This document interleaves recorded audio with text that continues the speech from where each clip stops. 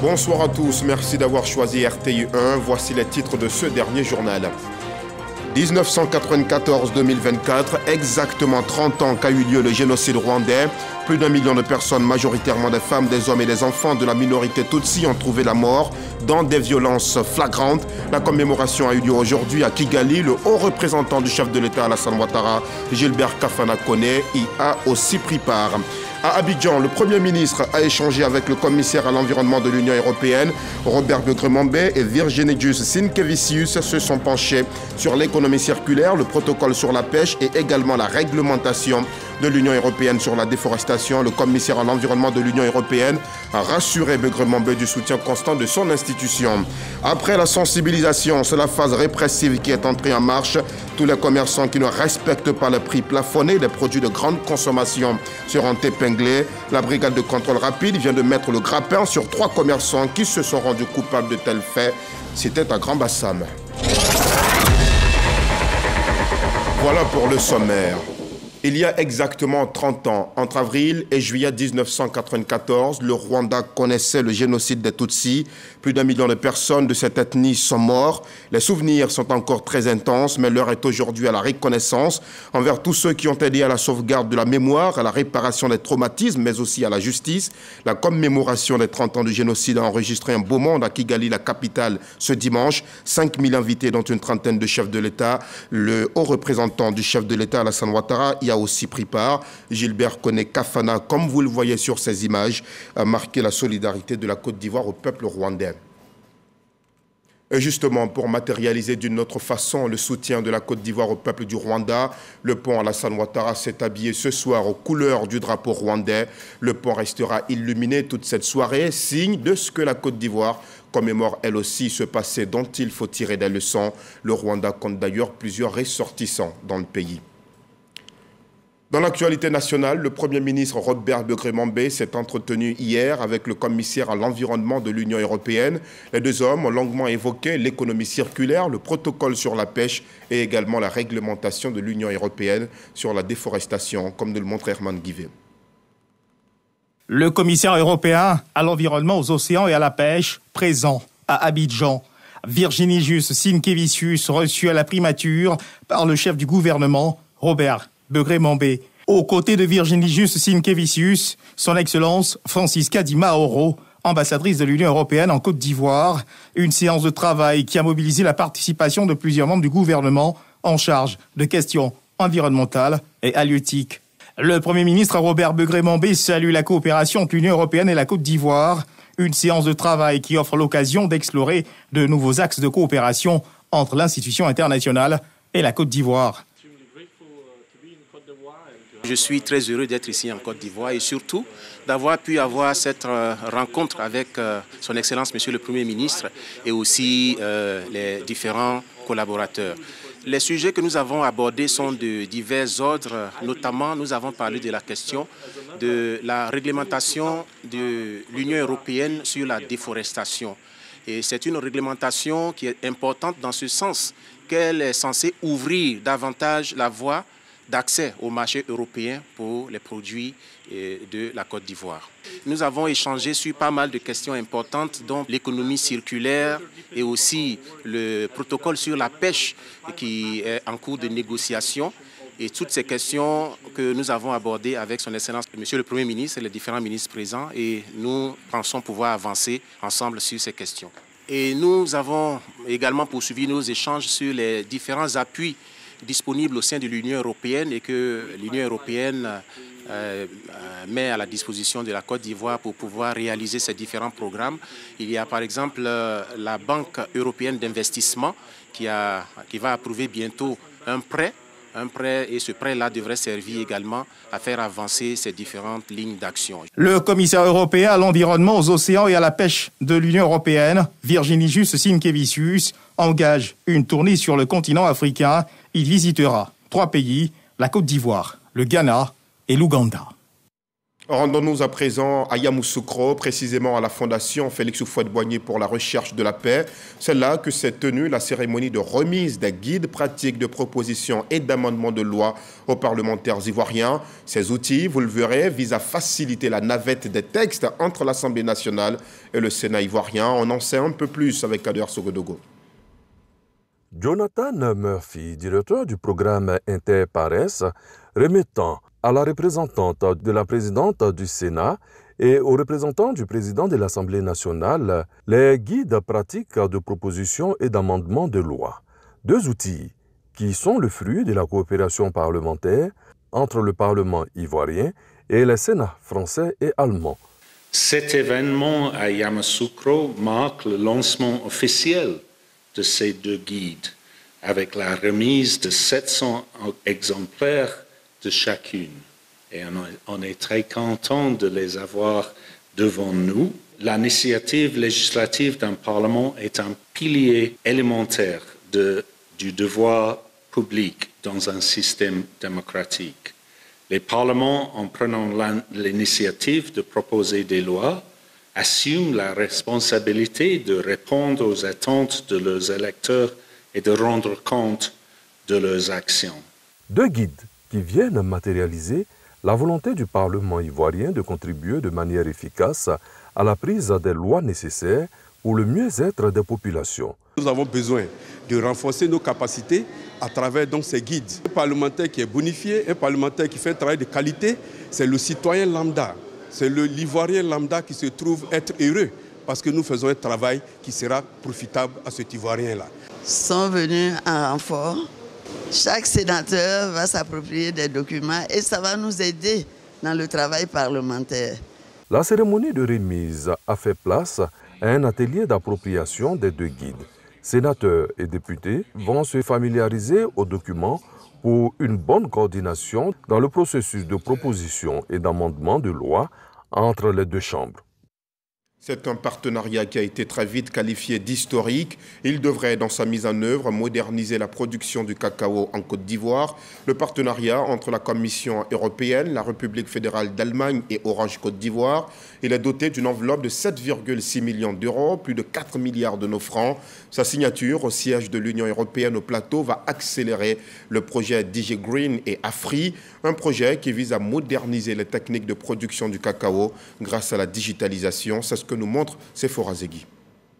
L'Union européenne, la GIZ et Orange Côte d'Ivoire, à travers la signature de cet accord de plus de 5 milliards de francs CFA, vont mettre en œuvre le projet DigiGreen et Agri. Ça va être l'émergence de start-up dans le secteur du cacao. Donc ça veut dire permettre de former, de développer une centaine de start-up et d'investir dans ces start-up.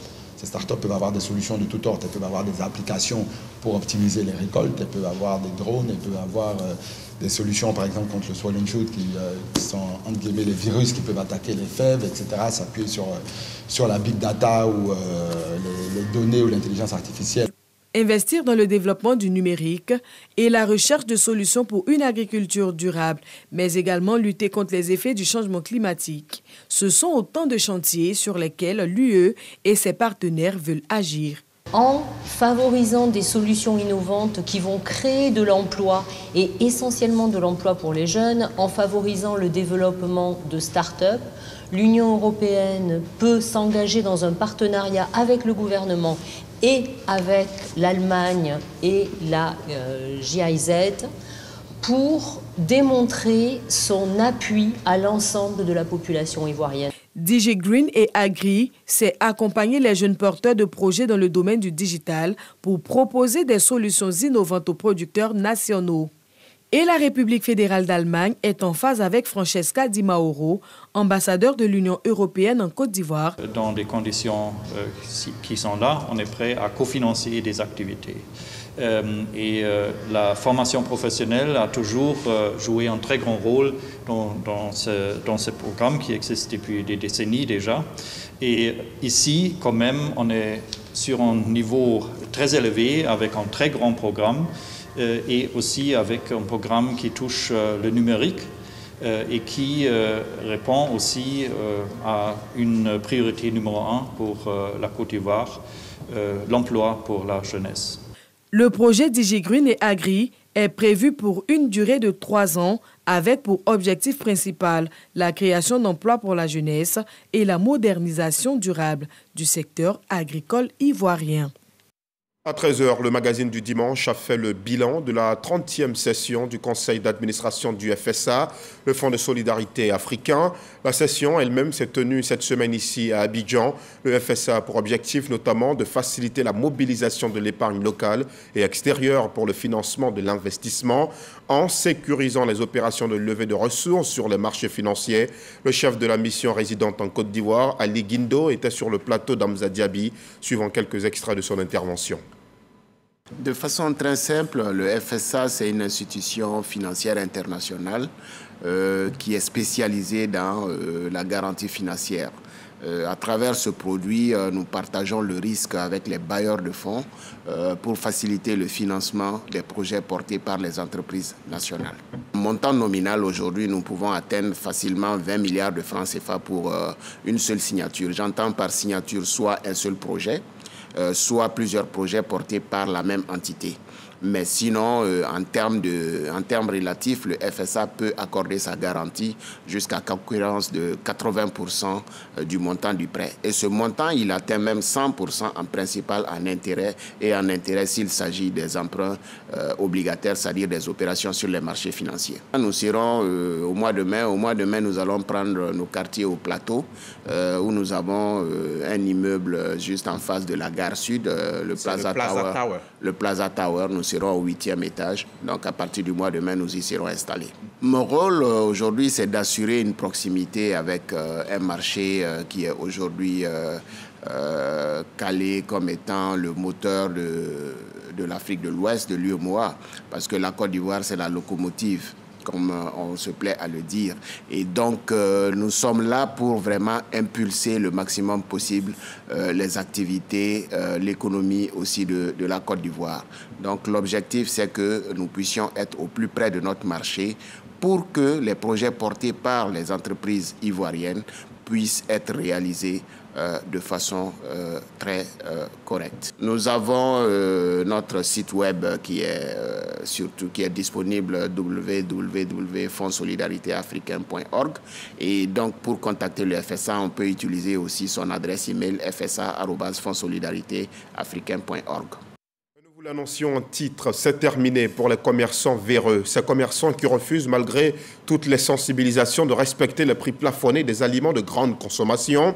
La brigade de contrôle rapide se lance désormais à leur trousse. Dans la ville historique de Grand-Bassam, la BCR a épinglé 3 commerçants ce vendredi 5 avril. Le témoignage de Juliette Ouéa.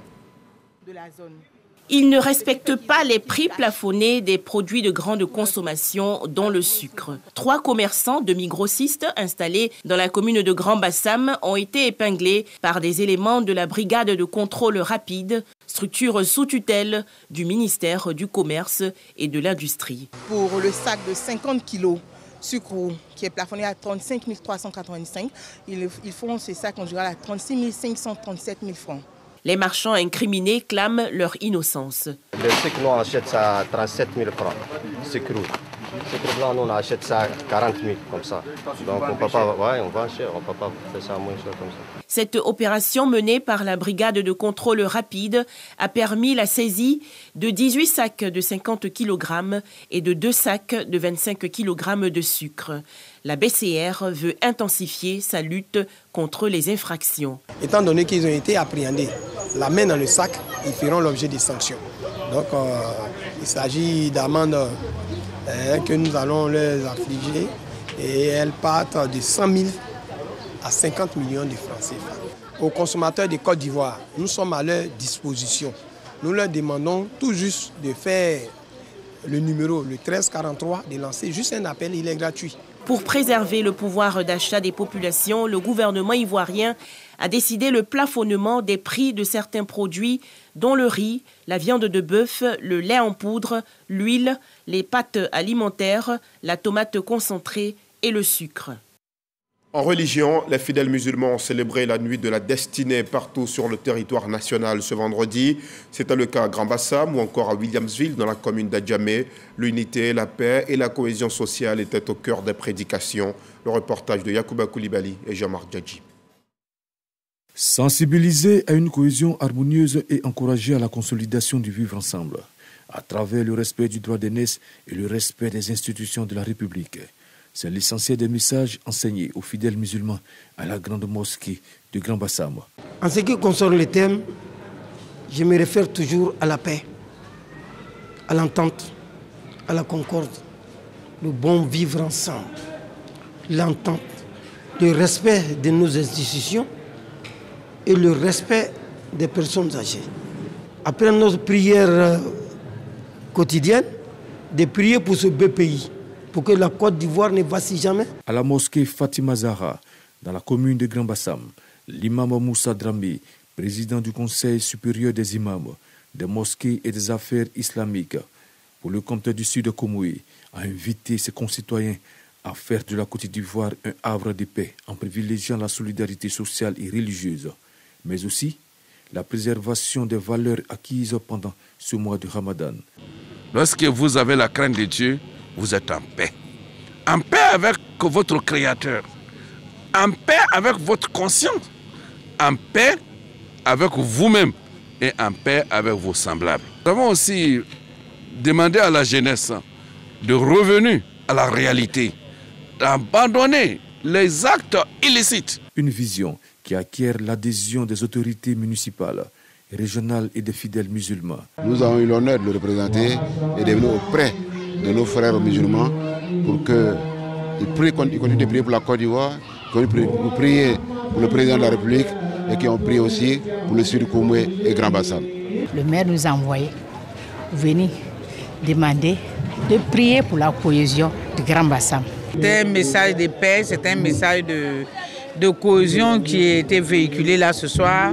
C'est un message du vivre ensemble pour la Côte d'Ivoire, donc c'est très important pour nous les musulmans également. À Williamsville, l'imam Kassidou Saïd Sanogo a exhorté les fidèles à l'éducation de l'âme par le salut après la période de jeûne. Les jeunes gens ont fini de jeûner et après, c'est moi les jeunes. Il ne faudrait pas que les jeunes retournent encore dans le péché. C'est ça aussi notre manière de contribuer à l'éducation de nos enfants. La nuit du destin a été pour ces guides religieux une occasion d'inviter les fidèles à maintenir la flamme de l'unité fraternelle. C'est un reportage commenté par Abou Sanogo. Et puisque nous parlons du Ramadan, plusieurs cadres de Yamoussoukro, de la région du Cavali, de Bouna et de Bouaké ont prié aux côtés des fidèles musulmans. C'était l'occasion de les exhorter au vivre ensemble, mais aussi de demander des prières pour la stabilité de la Côte d'Ivoire. On fait le tour en images. À l'archevêché de Yamoussoukro, la vice-présidente du Sénat, Sarah Fadiga Sako, à la tête d'une forte délégation, remet des vivres, riz, sucre, lait, au nom de la présidente de l'institution, Kandia Kamisoko Kamara. À ces vivres, il faudra ajouter un don en numéraire. Cette action, en cette période de communion et de partage, est renouvelée à la grande mosquée de la ville. Des guides religieux qui apprécient le don à sa juste valeur. Nous sommes très contents et avec la manière même, c'est ceux qui nous envoient ça avec bonne manière, avec tout le respect. Cela nous va droit au cœur. Amour, piété, foi et solidarité guident la donatrice. Au nom de son Excellence, Madame Kandia Kamisoko Kamara, nous venons donner ces quelques paquets de sucre, de riz et de lait. Nous tenons, au nom de la présidente, à remercier toute la communauté pour toutes les prières. Les communautés religieuses visitées n'ont pas manqué d'élever des prières pour la Côte d'Ivoire et ses dirigeants afin que Dieu, dans sa bonté, couvre le pays de paix. Des vivres constitués essentiellement de riz, de sucre, d'huile, de lait et une somme de 3 750 000 francs CFA. C'est le don de la ministre d'État Andésiré Ouloto, présidente du conseil régional du Cavali, aux communautés musulmanes et chrétiennes de sa localité. Ces dons participent à la solidarité prônée sans cesse par la donatrice partout dans le Cavali. Nos remerciements à notre sœur, à notre fille. Soyez bénis, demeurez bénis. Nous sommes très heureux de ce don. Et nous tenons ce soir à lui dire merci au nom de tous les guides religieux musulmans, que Allah subhanahu wa ta'ala lui accorde une santé parfaite. Parce que c'est grâce à cette santé-là qu'elle arrive à nous soutenir pendant ce mois de Ramadan. Qu'il continue de prier pour le président de la République, la présidente, le gouvernement et pour tout le pays, afin que la paix qui règne en Côte d'Ivoire continue de régner pour permettre un développement harmonieux de notre pays, notamment de notre région, le Cavaly. C'est à l'unisson que chrétiens et musulmans ont prié. Le ministre d'État, ministre de la Défense, Téné Birahima Ouattara, solidaire de la communauté musulmane de Bouna, en ce mois béni du Ramadan, 15 tonnes de vivres pour leur permettre de passer ce mois de pénitence et de prière dans de bonnes conditions. Ces dons ont été remis aux fidèles musulmans par le maire de Bouna, Birahima Ouattara. Le ministre d'État voudrait marquer sa solidarité vis-à-vis des communautés musulmanes et chrétiennes de la ville de Bouna. Je suis vraiment content des dons que le maire a fait au nom du président de la République avec le ministre de la Défense, Ibrahim, que Dieu les bénisse beaucoup. Les fidèles musulmans ont profité de l'occasion pour formuler des prières de bénédiction pour le donateur Téné Birahima Ouattara, pour le président de la République Alassane Ouattara et pour l'ensemble des cadres du Bounkani. Ils ont aussi prié pour la cohésion et la paix en Côte d'Ivoire. Fêter l'Aïd el-Fitr dans la quiétude, tel est le sens de ce don de vivre à 1000 associations féminines issues des 4 départements de la région de Béké. En venant avec cet appui à la maison, venant du président du conseil régional, c'est un grand cadeau. Ce que nous avons reçu, ça nous fait vraiment plaisir parce que vraiment le soutien est très bienvenu. Vraiment, nous sommes heureuses, nous sommes très contentes. Pour la première magistrate de la commune de Bodokro, il s'agit de soutenir les mères de famille à l'approche de la fête de l'Aïd el-Fitr. Nous disons merci au président du conseil régional qui a toujours pensé aux femmes du Béké, qui a toujours pensé au président d'association et qui ne ménage aucun effort pour nous soutenir. Cette action de solidarité sera pérennisée pour les autres années. Pougon, 2000 personnes ont rompu le jeûne du Ramadan aux côtés du maire Adama Bictogo. Cette rupture collective qui devient une tradition dans cette grande commune du nord d'Abidjan s'est tenue au complexe Jesse Jackson. Le premier magistrat Adama Bictogo a saisi l'occasion pour annoncer le démarrage des travaux de construction d'infrastructures et la mise en place des conseils des religieux et des chefs traditionnels. C'est ce que nous montrent Frédéric Koulayi et Abou Sanogo. Complexe Jesse Jackson de Yopougon. Environ 2000 personnes issus de confessions religieuses, chrétiennes et musulmanes, ainsi que des chefs traditionnels venus des 4 coins de la commune, ensemble pour une rupture collective du jeûne initiée par le premier magistrat de la commune, Adama Bictogo. Une rencontre qui vise à renforcer la cohésion entre les populations en général et en particulier les religieux. Une rupture du jeûne collectif, première fois. Vraiment, nous voyons à notre nouveau maire des bons signes. Aujourd'hui, on parle de la rupture des jeunes, mais on aura l'occasion de parler d'autre chose qui montre que lui, il est dans le peuple, il est dans la communauté. Porté à la tête de la commune de Yopougon en 2003, cette rencontre de partage et de solidarité, la première du genre, en cette période de jeûne et de Ramadan, traduit l'ambition du maire Adama Bictogo à mettre l'homme au cœur de sa politique sociale. Nous avons voulu créer un contexte et un espace de fraternité parce que nous ambitionnons à Yopougon d'être la commune de la vraie fraternité par le renforcement de la cohésion sociale. Donc nous voulons que le développement, la modernisation de Yopougon s'accompagne d'un renforcement du développement humain. Adama Bictogo a annoncé par ailleurs le démarrage des travaux de construction d'infrastructures routières, sanitaires et scolaires. La 4e région militaire de Korogo a organisé elle aussi la 4e édition de la rupture collective du jeûne musulman des forces de défense et de sécurité avec la population. C'est une initiative du général Zoumana Ouattara, commandant de la 4e région militaire et de la zone opérationnelle Nord. Il veut ainsi rapprocher davantage l'armée de la population. C'est ce que nous dit Ami Sissoko. 4e région militaire de Korogo. Les forces de défense et de sécurité et la population prennent part à l'édition 4 de la rupture collective du jeûne. C'est dans l'esprit vraiment de la cohésion, le fait de renforcer vraiment la cohésion entre les militaires, leur permet de mieux se connaître. C'est un sentiment de joie Pour nous qui sommes vraiment très loin, à près de 600 km de notre famille, ça nous permet aussi de nous frotter à nos autres frères d'armes, eux aussi à la hiérarchie qu'on n'a pas pour habitude de voir. Ça permet de les approcher facilement, ils ne sont pas méchants.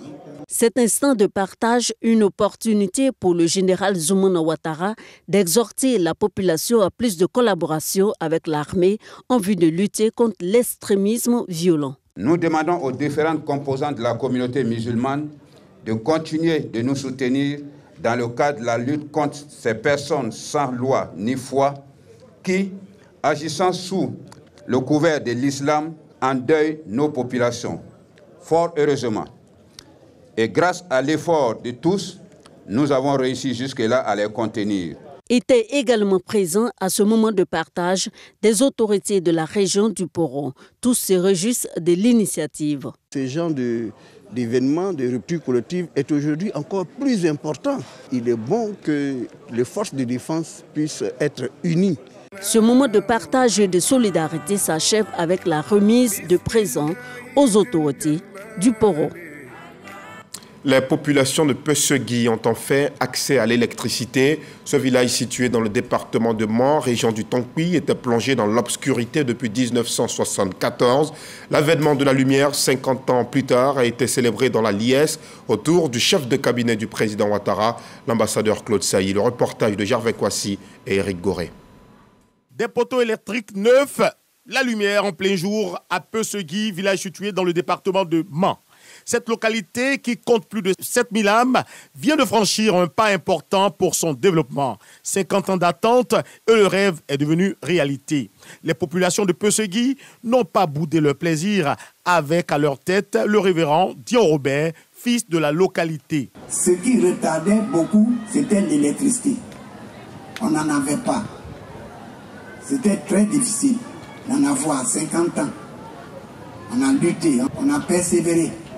Et voici aujourd'hui que l'électricité est là. C'est pour dire merci au président de la République pour sa politique de développement et de proximité que l'ambassadeur Claude Sailly, chef de cabinet du chef de l'État, magnifie le président Alassane Ouattara. L'ambassadeur Claude Sailly Soumaoro a saisi l'occasion pour revenir sur cette politique de développement du président. Aujourd'hui, notre pays là, attire par le caractère rassurant des réformes que le président Alassane Ouattara est en train d'entreprendre. Le président Alassane Ouattara inspire la confiance des investisseurs par sa respectabilité, par sa capacité à tenir ses engagements, par sa grande intelligence à rendre productif le moindre investissement qu'il réalise. Poursuivant, le chef de cabinet a noté que les grands chantiers du président de la République forcent l'admiration des populations. À tous ceux qui, depuis un certain temps, trouvent que l'électrification, l'eau potable, c'est du gaspillage et que l'État investit mal. Ce n'est pas la dette en elle-même qui est le problème, mais c'est la qualité de l'investissement qu'on réalise avec la dette qu'on prend là. Il ajoute que d'autres chantiers sont prévus pour faciliter le quotidien de tous les habitants de la Côte d'Ivoire. Dans l'actualité internationale, rendons-nous dans la bande de Gaza. Israël a annoncé dans la nuit d'hier le retrait de ses troupes de Gaza. Mais c'est bien le sud de l'enclave palestinienne qui a été déserté par les forces israéliennes. Ces soldats ne rentrent pas à Jérusalem. Selon le ministre de la Défense, Yoav Gallant, ils se préparent pour leur prochaine mission dans le secteur de Rafah. Cependant, les États-Unis ont multiplié ces dernières semaines les mises en garde contre une opération de grande envergure à Rafah en agitant le spectre d'une catastrophe humanitaire dans un secteur où plus d'1 million de Palestiniens se sont réfugiés dans des conditions très précaires. Voyons à présent ce qui a fait l'essentiel de l'actualité cette semaine dans le 7 sur 7 avec Sidonie Davila.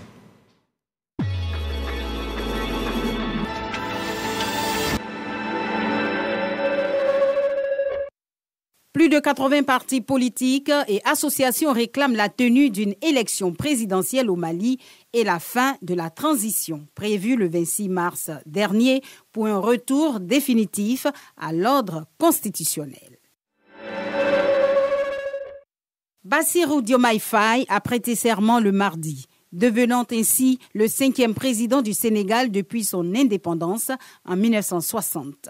À 44 ans, le plus jeune président de l'histoire du Sénégal, Diomaye Faye, succède pour 5 ans à Macky Sall, qui a dirigé le pays pendant 12 années.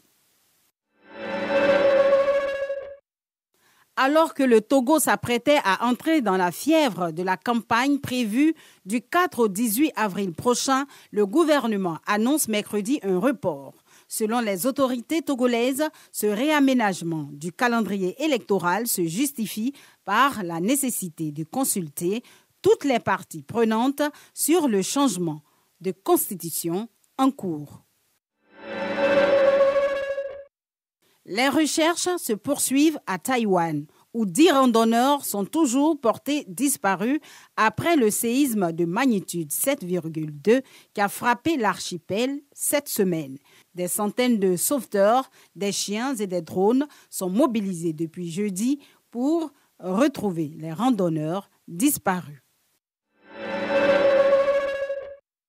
Un gouvernement de rupture. C'est ainsi que le Premier ministre sénégalais Ousmane Sonko a présenté vendredi sa nouvelle équipe. Le nouvel exécutif compte 25 ministres et 5 secrétaires d'État. Près de la moitié sont issus des rangs du PASTEF d'Ousmane Sonko. Samira, cet adolescent violemment agressé près de son collège à Montpellier, est décédé. Ses bourreaux, 3 mineurs interpellés, ont reconnu, selon le parquet, leur implication. Les commémorations du 30e anniversaire du massacre des Tutsis ont commencé ce dimanche. Ce 7 avril marque le jour des premières tueries de ce qui deviendra le dernier génocide du XXe siècle. Il a fait 800 000 morts, majoritairement dans la minorité Tutsi, mais aussi des Hutus modérés.